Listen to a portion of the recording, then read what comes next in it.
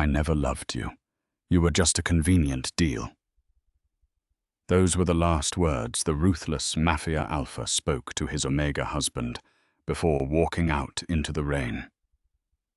But by sunrise, the Kingpin returned to an empty bed, a discarded wedding band, and a silence that would shatter his entire empire. The Mercer estate sat on a jagged cliffside overlooking the restless ocean, a sprawling fortress of glass, steel, and cold grey stone.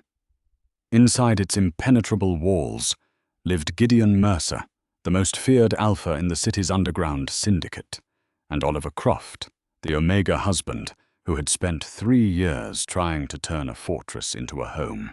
Their marriage had never been born of romance.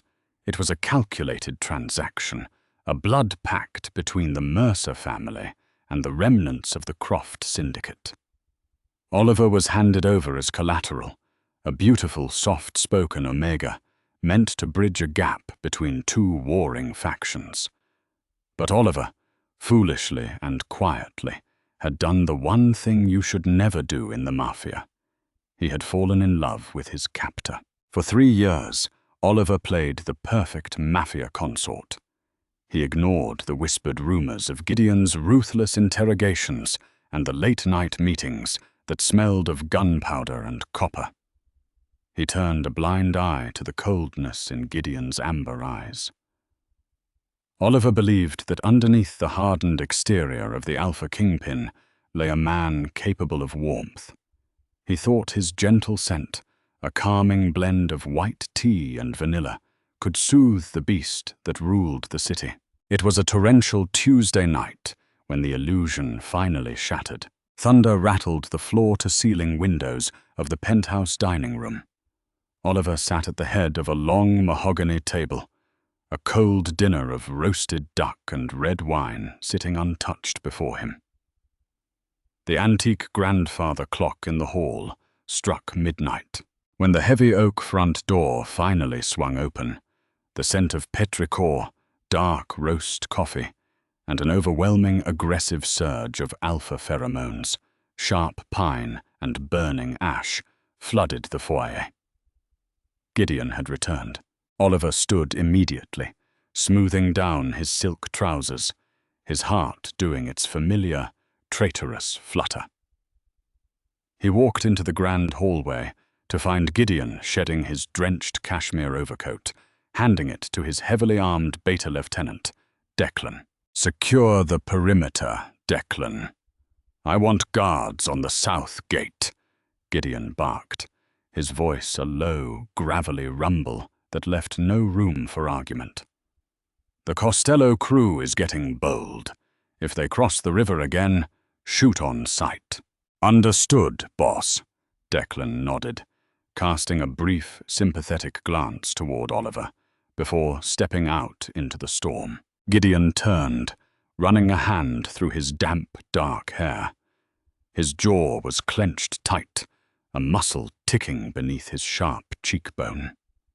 He didn't even acknowledge Oliver's presence as he strode past him toward the study, heading straight for the crystal decanter of whiskey. "Gideon," Oliver said softly, following him into the dimly lit room. "You're late. I kept dinner warm for as long as I could, but I'm not hungry," Gideon interrupted, not looking back as he poured a generous measure of amber liquid into a tumbler. Oliver stepped closer, letting a small amount of his soothing vanilla scent release into the air, a natural Omega instinct to calm a distressed alpha. "It was a bad night? The Costellos again?" Gideon stiffened. The calming scent seemed to have the opposite effect, irritating the alpha like a match struck in a powder keg. He slammed the glass down on the desk, the sharp clack echoing through the silent room. "Don't do that, Oliver," Gideon snapped, finally turning to face him. His amber eyes were cold, devoid of any affection.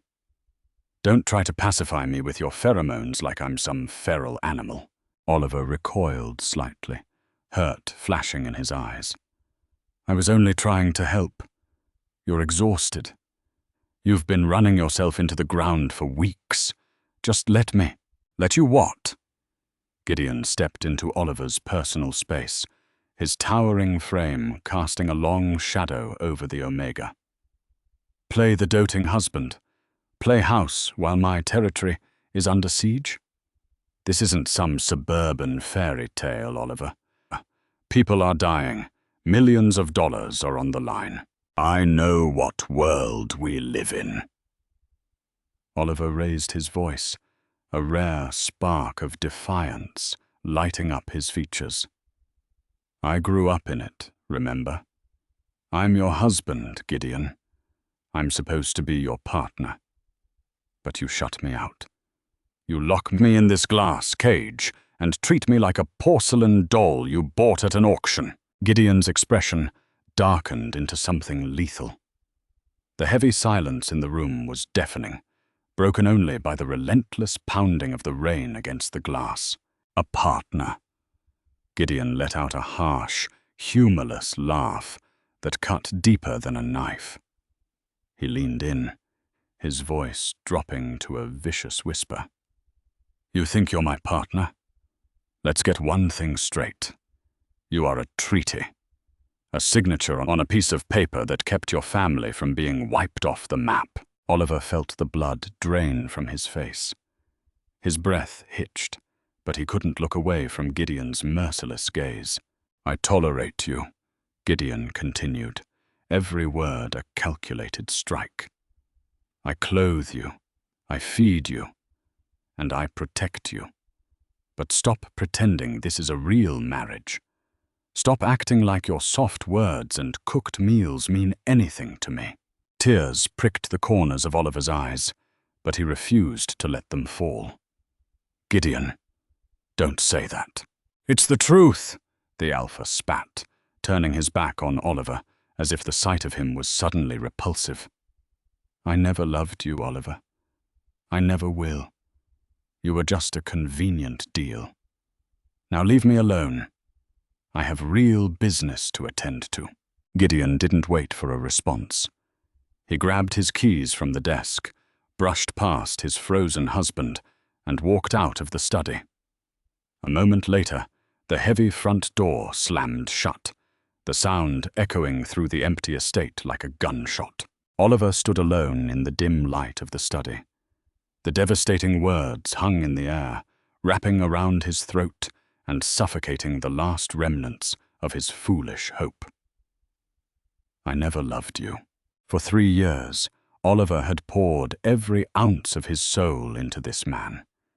He had endured the isolation, the danger, and the coldness, all because he believed there was a heart worth saving. But as he stared at the half-empty glass of whiskey Gideon had left behind, a profound, chilling clarity washed over him. The Alpha was right. It wasn't a marriage. And Oliver was finally done playing the fool. The shock didn't break Oliver. It solidified him. He didn't collapse onto the Persian rug. He didn't scream or break the antique vases that lined the hallway. Instead, the Omega walked calmly to the master bedroom, the grand suite that had always felt more like a museum exhibit than a shared sanctuary. He pulled a single leather duffel bag from the back of the walk-in closet. He didn't pack the designer suits Gideon had bought him, nor the diamond cufflinks or the luxury watches. He packed only what belonged to him: a few worn, comfortable sweaters, a pair of faded jeans from before the marriage, and his passport. As he moved through the room, his hand brushed against his lower abdomen. A bittersweet, agonizing ache bloomed in his chest. Just that morning, he had sat in a sterile, private clinic on the edge of the city. He had planned to make a grand dinner tonight to share the news. He was pregnant, a Mafia heir, an Alpha's ultimate pride. But what kind of life would this child have? Raised in a fortress of ice by a father who viewed his family as a business transaction? Gideon's words echoed in his mind. I never loved you. If Gideon didn't love the Omega carrying his child, he would undoubtedly take the pup and cast Oliver aside the moment it was born. In the Mafia, Omegas were disposable. Heirs were everything. Not this time, Oliver whispered to the empty room, his voice steady. You will never touch them. Oliver pulled his burner phone, a secret he had kept meticulously hidden beneath the floorboards of the guest bathroom, and dialed a number he hadn't called in 2 years. It rang twice before a groggy voice answered. Hello, Felix, Oliver said, keeping his voice a low whisper. There was a sharp intake of breath on the other end. Ollie? My God, do you know what time it is? Is everything okay? Did Mercer? I need a way out, Felix. Tonight, Oliver interrupted, his tone leaving no room for questions. Can you get the car to the old smuggling route by the eastern cliffs, the one my father used to use? Felix, Oliver's oldest friend, and a beta who had managed to escape the syndicate life to run a quiet underground garage, didn't hesitate. Give me 40 minutes. Are you safe? For now. Gideon is gone for the night. But I have to move before the guard shift changes at 2 a.m. I'm on my way. Be careful, Ollie. Hanging up, Oliver moved to the massive mahogany dresser. He opened the top drawer and pulled out a small encrypted flash drive. While Gideon thought Oliver spent his days arranging flowers and reading, Oliver had actually been quietly observing. He knew the patrol routes, he knew the safe codes, and more importantly, he had copied the offshore account ledgers. He didn't want Gideon's money, but he needed leverage. If Gideon ever came hunting for him, this drive was his insurance policy. Finally, Oliver walked to the vanity mirror. He looked at his reflection, pale, tired, but with a fierce, burning resolve in his eyes that hadn't been there in years. He looked down at his left hand.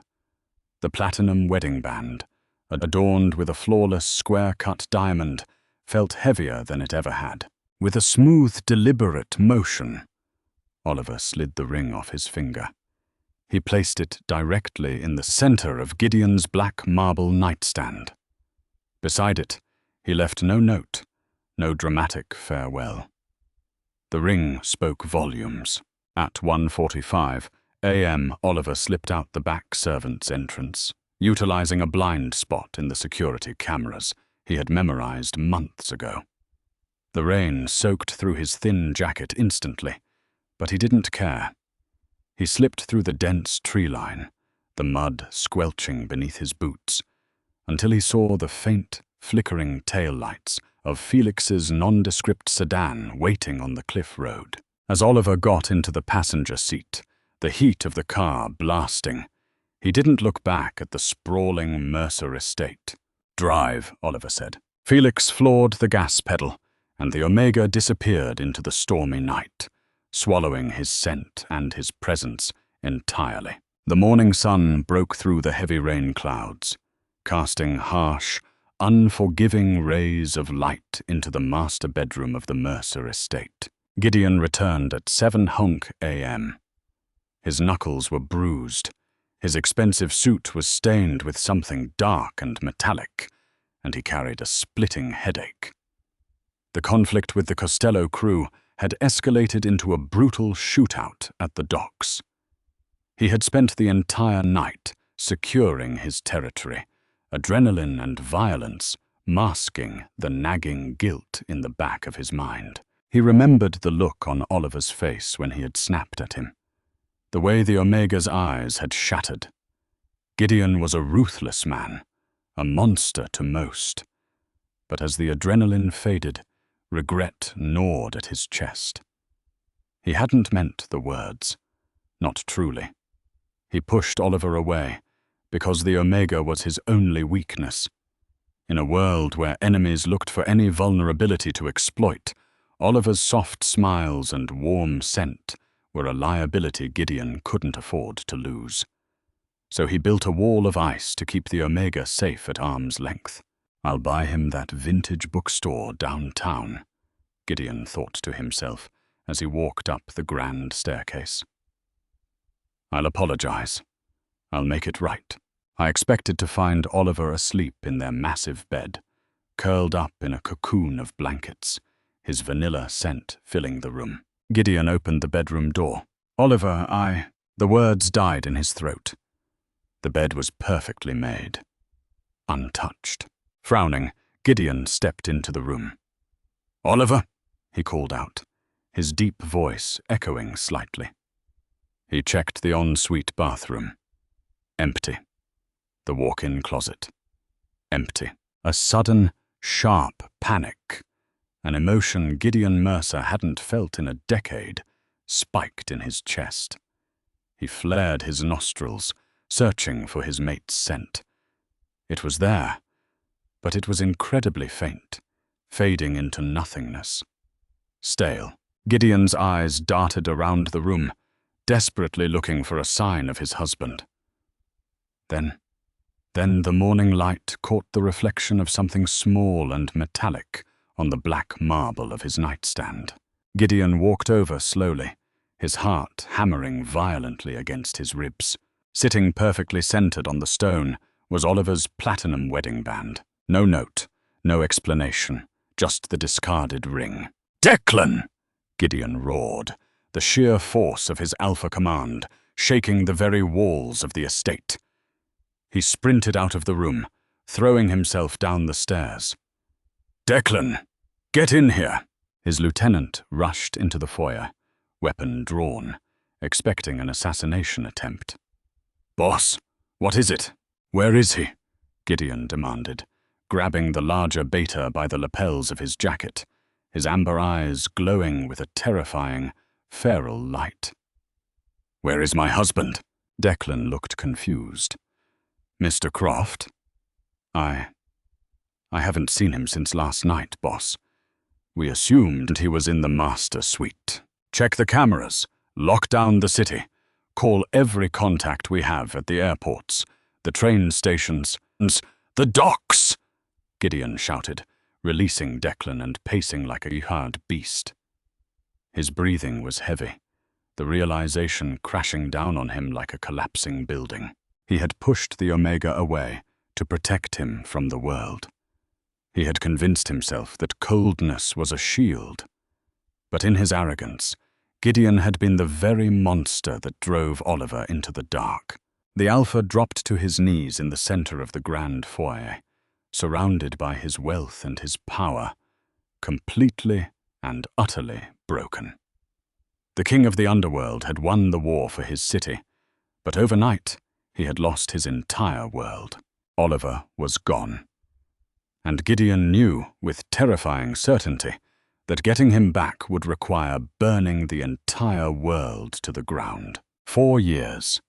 It had been exactly 1,460 days since the ghost of Oliver Croft vanished into the torrential rain. In the sun-drenched, idyllic enclave of Carmel by the sea, on the California coast, the Mafia felt like a lifetime away. Oliver had traded the cold stone of the Mercer estate for a warm, cedar-shingled cottage off Ocean Avenue.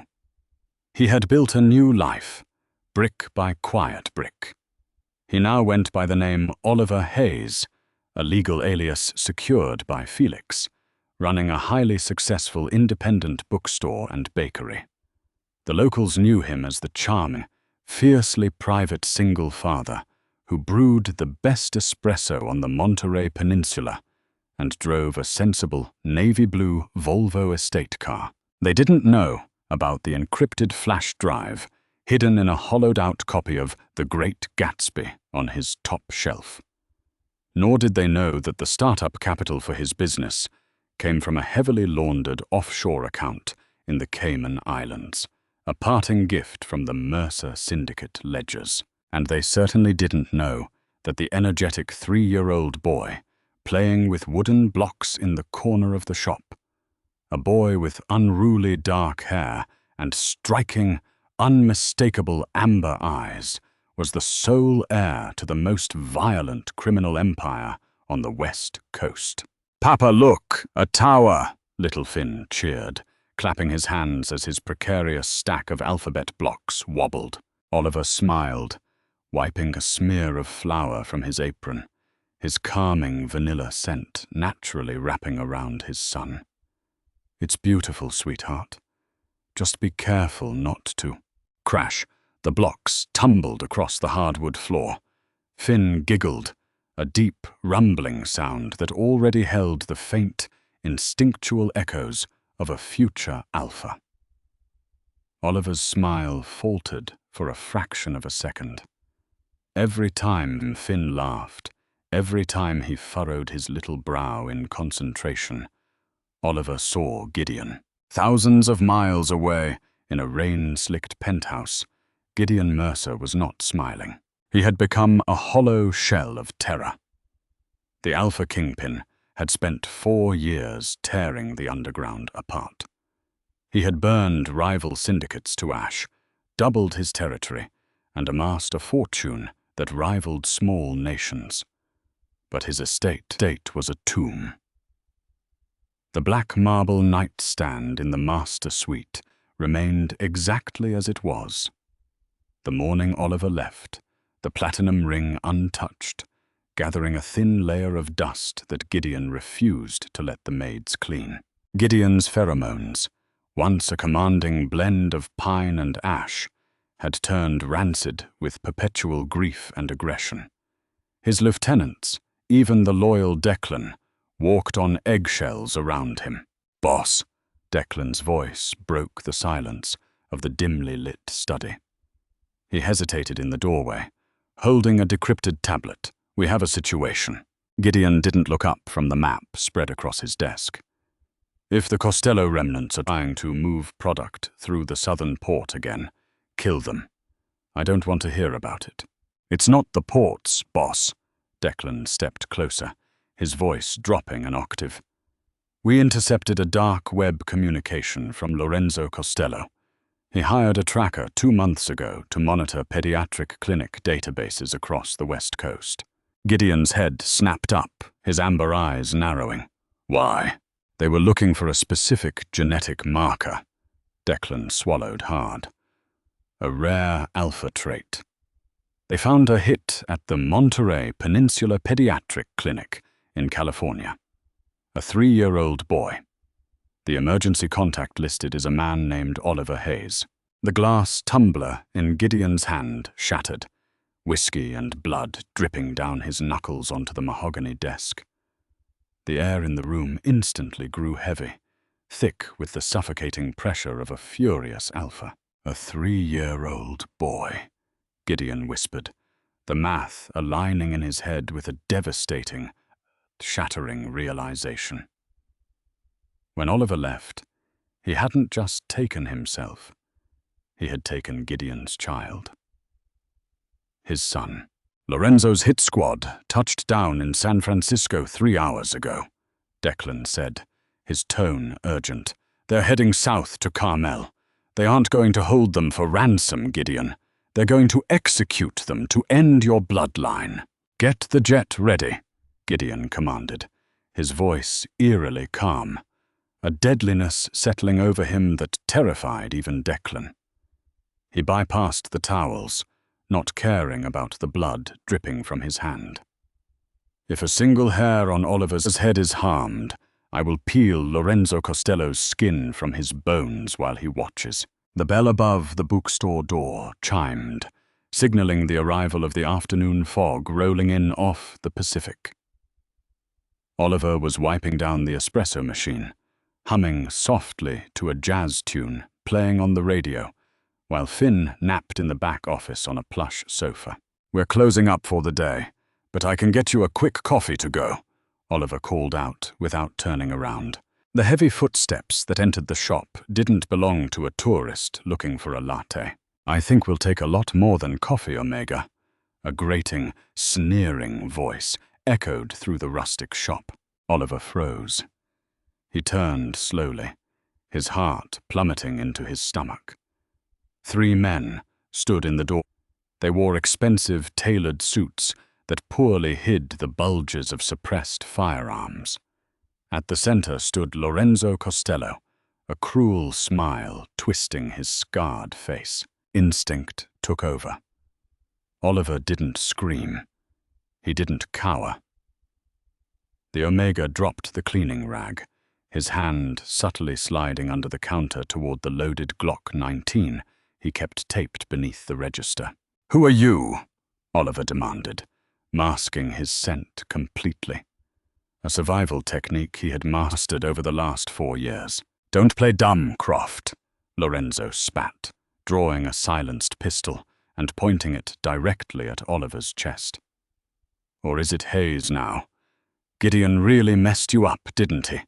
Discarded you like trash. But you see, my family believes in tying up loose ends, and the Mercer bloodline ends today. Where's the pup?" "I don't know what you're talking about," Oliver said, his fingers brushing the cold metal of his hidden gun. He just needed to buy time. He needed to protect Finn. "Search the back," Lorenzo barked at his 2 thugs. "No!" Oliver shouted, raising the Glock from beneath the counter and firing. The deafening crack of the gunshot shattered the tranquil silence of the bookshop. One of the thugs cried out, clutching his shoulder as he fell back into a bookshelf, sending hardcover novels cascading to the floor.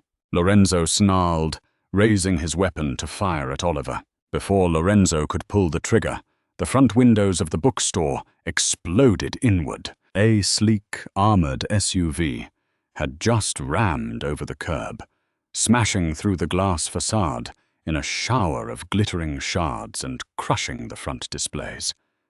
The sheer violence of the impact sent Lorenzo and his remaining thug stumbling backward. Through the settling dust and the blaring car alarm, a figure stepped out of the driver's side. The scent hit Oliver before he could even see him. Pine. Burning ash. But it wasn't just aggressive. It was frantic, protective, overwhelming. Gideon Mercer stalked into the ruined shop like an avenging demon. He didn't hesitate. He didn't speak. He moved with a brutal, terrifying efficiency. Before Lorenzo could aim his weapon at the new threat, Gideon closed the distance. He grabbed Lorenzo's wrist, snapping it with a sickening crunch, before driving a combat knife deep into the man's thigh. Lorenzo collapsed, screaming in agony. The uninjured thug raised his gun, but Declan, stepping through the shattered window behind his boss, put 2 precise rounds into his chest, dropping him instantly. Silence fell over the shop, broken only by the wailing of Lorenzo on the floor and the distant crash of the ocean waves. Gideon stood amidst the wreckage, his chest heaving, his tailored suit dusted with glass. He slowly turned his head. His amber eyes, wild and bloodshot, locked onto Oliver, who was still standing behind the counter, trembling, his gun lowered but gripped tightly. "Oliver," Gideon breathed, the word cracking in his throat. It was a plea, a prayer he had whispered into the dark for 1,000 nights. Oliver stared at the Alpha, the man who had broken his heart. Gideon looked older, exhausted, and haunted. The impenetrable kingpin looked utterly desperate. Before either of them could speak, a small, frightened voice came from the hallway leading to the back office. "Papa?" Gideon froze. He turned his head slowly, as if afraid the illusion would shatter. Standing in the doorway, clutching a stuffed bear, was Finn. The boy rubbed his eyes, staring at the shattered glass and the bleeding men on the floor. Then Finn looked at Gideon. The 3-year-old tilted his head, his wide amber eyes meeting the exact same pair in the towering Alpha. Gideon's breath hitched. His hands, which had just effortlessly broken a man's bones, began to shake. He dropped to his knees right there in the glass-strewn floor, not caring about the sharp edges biting through his trousers. A single tear broke free, tracking down his hardened jawline. He has my eyes, Gideon choked out, his voice thick with an emotion Oliver had never, ever heard from him. Absolute, overwhelming love. Oliver stepped out from behind the counter, moving instinctively to stand in front of Finn, shielding the boy. Yes, he does. Gideon looked up at Oliver, the realization of what he had thrown away, the family he had been blind to, crushing him entirely. Oliver, I am so sorry. I was a fool. I was terrified of how much you meant to me, and I destroyed it. I will spend the rest of my miserable life begging for your forgiveness, but please, please let me protect you, both of you. Oliver looked down at the man kneeling before him. The arrogant Mafia Alpha was gone, replaced by a father and a mate who was finally ready to bleed for his family. Protection isn't love, Gideon, Oliver said softly, his grip on his son's hand tightening. And you said you never loved me. I lied, Gideon whispered, looking up with raw, desperate honesty.